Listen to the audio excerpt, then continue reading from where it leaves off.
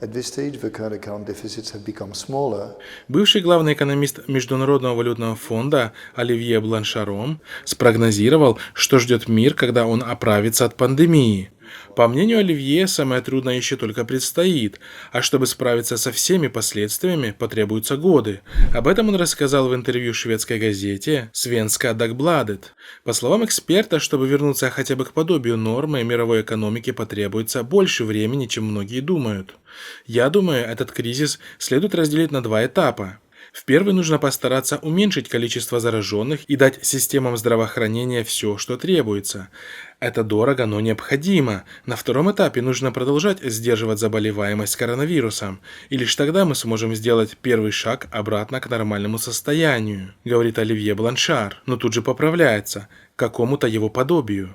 По мнению эксперта, ситуация с пандемией затянется в лучшем случае еще на несколько месяцев, а это означает застой мирового товарооборота и стагнацию мировой экономики. Не думаю, что получится отменить все ограничения разом. Это надо делать крайне осторожно.